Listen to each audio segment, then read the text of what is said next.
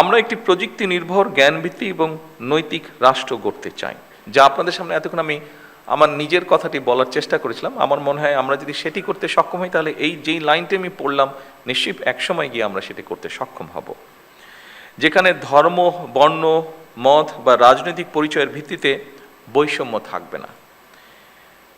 এখানে একটি শব্দ লেখা আছে, উপস্থিতিবৃন্দ, আমি জানি কেউ আমার সাথে এগ্রি করবেন, কেউ আমার সাথে এগ্রি করবেন না, আমি যেটা বিলিভ করি আমি সেটাই বলছি।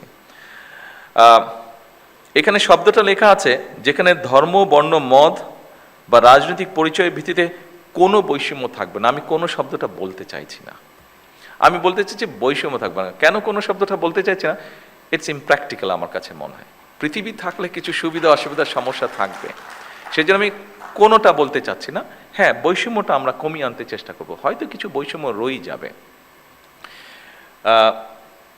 যেটা আমি দেখিনি বাট শুনেছি, যেটা যখন আমরা সোনার কোনো জিনিস তৈরি করা হয় সেখানে কিছু তো খাদ দিতেই হয়, খাদ থাকে, একদম পিওর সোনা দিয়ে কিছু তৈরি হয় না।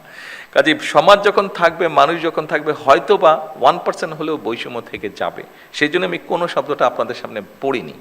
কেন পড়িনি? যেহেতু এখানে আছে, আমার কাছে মনে হয়েছে বোধহয় সকলের সাথে আমার ওপিনিয়নটা শেয়ার করা উচিত, সেই জন্যই আমি আপনাদের সামনে তুলে দিলাম। কোনো শব্দটা কেন আমি উচ্চারণ করিনি। সকল উপস্থিতিবৃন্দ, আসুন, জাতীয় ঐক্যই হচ্ছে আমাদের সবচেয়ে বড় শক্তি। আমাদের মধ্যে মতভেদ থাকতে পারেই, মতভেদ থাকাটাই আমাদের মধ্যে স্বাভাবিক, কিন্তু দেশের স্বার্থে আমি ব্যক্তিগতভাবে একজন রাজনৈতিক কর্মী হিসাবে দেশের স্বার্থে আমি বিশ্বাস করি সবার আগে বাংলাদেশ।